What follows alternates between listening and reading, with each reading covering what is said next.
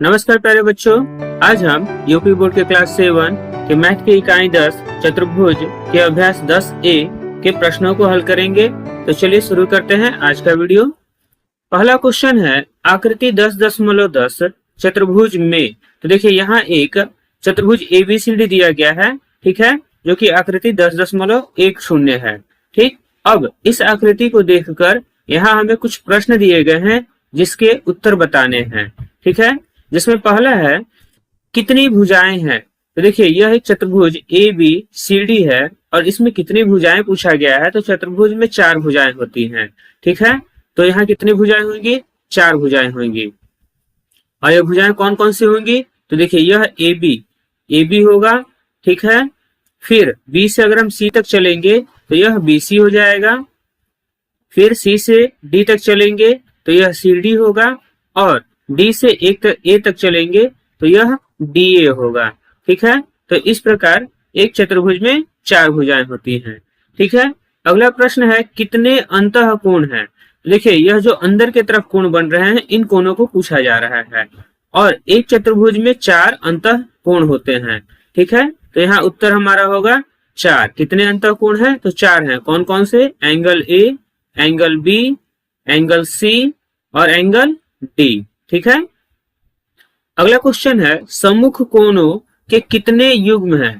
तो देखिए सम्मुख कोण क्या होते हैं? आमने सामने के जो कोण होते हैं। जैसे D के सामने जो कोण होगा वह इसका सम्मुख कोण होगा, उसी प्रकार A के सामने जो कोण होगा वह इसका सम्मुख कोण होगा। तो B के सामने D है और A के सामने C है, तो यहाँ 2 युग्म होंगे, ठीक है। 2 युग्म होंगे। कौन कौन? तो एंगल B और एंगल D यह एक युग्म होगा और एंगल A तथा एंगल C यह एक युग्म होगा, ठीक है। तो सम्मुख कोणों के 2 युग्म होते हैं।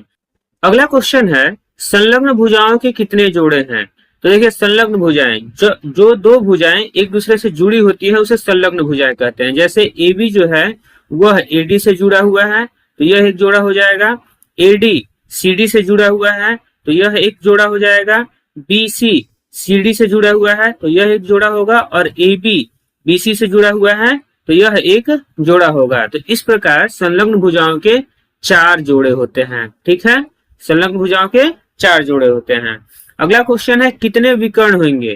तो देखिए आमने सामने के कोणों को मिलाने वाली रेखा या सम्मुख कोणों को मिलाने वाली रेखा को चतुर्भुज का विकर्ण कहते हैं। तो यहाँ D का सम्मुख कोण B है।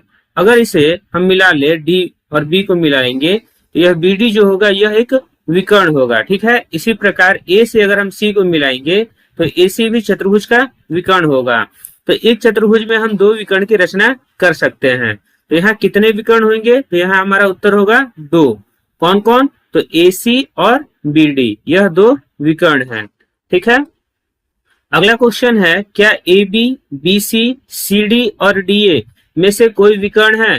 तो देखिए AB जो है यह है AB यह एक चतुर्भुज की भुजा है। BC भी चतुर्भुज की भुजा है, ठीक है। CD भी चतुर्भुज की भुजा है और DA भी चतुर्भुज की भुजा है। तो यहाँ हमसे पूछा गया है क्या इनमें से कोई विकर्ण है। तो नहीं, इनमें से विकर्ण कोई भी नहीं है, ठीक है। विकर्ण हमारे 2 हैं, AC और BD। अगला प्रश्न है कितने शीर्ष हैं।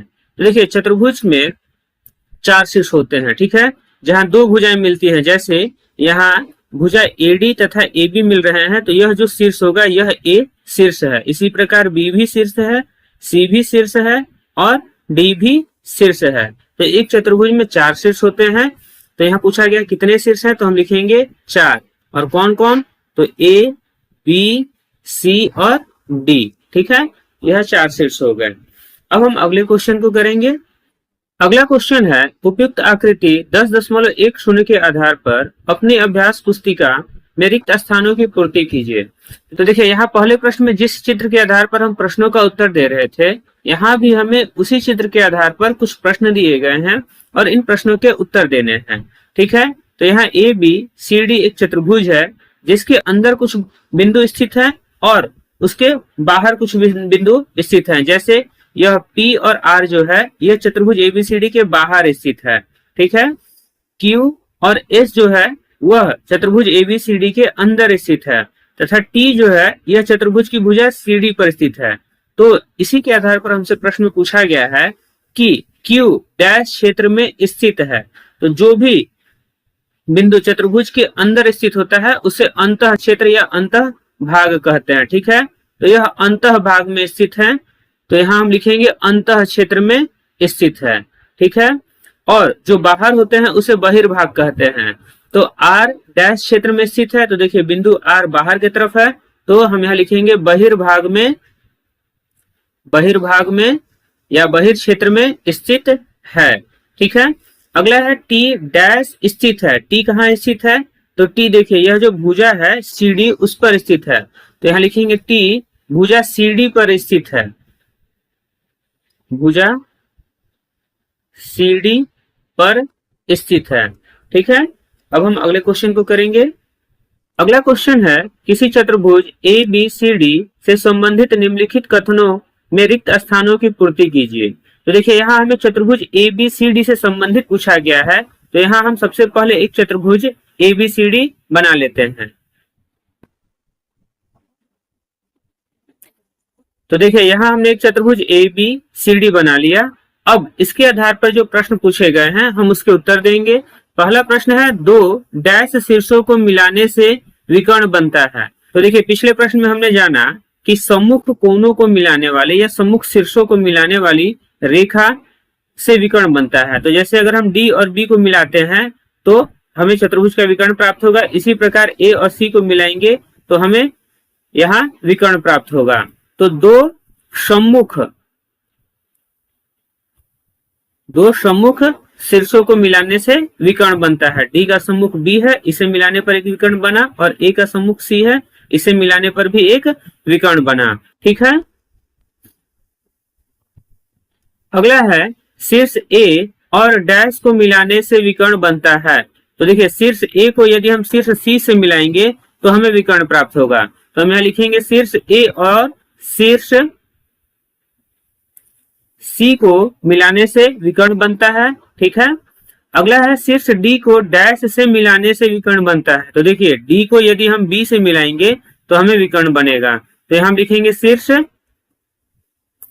B को मिलाने से विकर्ण बनता है। ठीक है, D नंबर है चतुर्भुज का एक विकर्ण इसे डैश त्रिभुजों में विभाजित करता है। तो देखिए एक चतुर्भुज का एक विकर्ण, जैसे यदि हमने AC खींचा है तो यह चतुर्भुज ABCD दो भागों में बट गया। पहला है ABC और दूसरा है ADC। यह एक त्रिभुज है और यह भी एक त्रिभुज है। तो चतुर्भुज का एक विकर्ण इसे दो त्रिभुजों में विभाजित करता है। ठीक है, अब हम चौथे नंबर क्वेश्चन को करेंगे।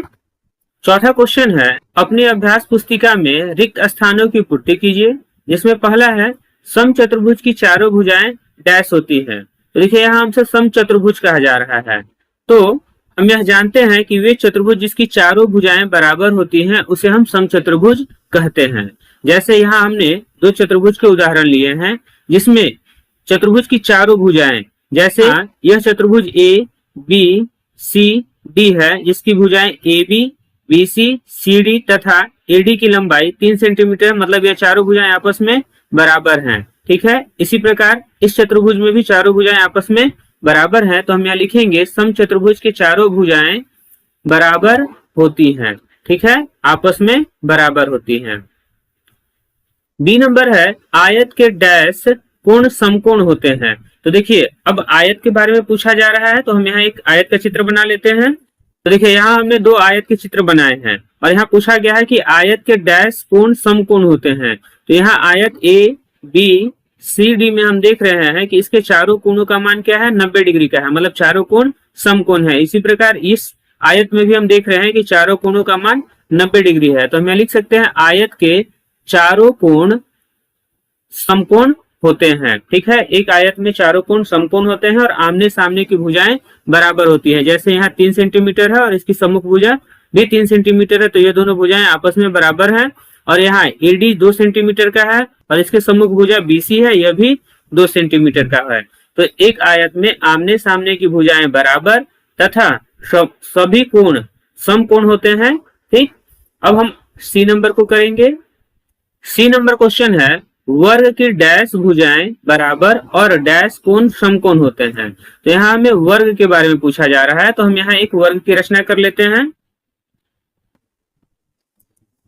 तो देखिए यहाँ हमने दो वर्ग ए बी सी डी बनाया है, ठीक है, जिसमें हम देख रहे हैं कि ए बी सी डी चारों वर्ग के चारों भुजाएं, जैसे यहाँ ए बी बराबर 3 सेंटीमीटर, बी सी बराबर 3 सेंटीमीटर, डी सी बराबर 3 सेंटीमीटर और ए डी बराबर 3 सेंटीमीटर है, मतलब चारों भुजाएं बराबर हैं। तो यहाँ पूछा जा रहा है कि वर्ग की डैश भुजाएं बराबर होती हैं, तो मतलब चारों भुजाएं बराबर होती हैं, ठीक है। साथ ही कोण के बारे में पूछ रहा है कि डैश कोण समकोण होते हैं। तो देखिए यहाँ चारों कोणों का मान समकोण है, 90 डिग्री यहाँ भी है, यहाँ भी है, यहाँ भी है, ठीक है। तो हम यहाँ लिखेंगे चारों कोण समकोण होते हैं, ठीक है।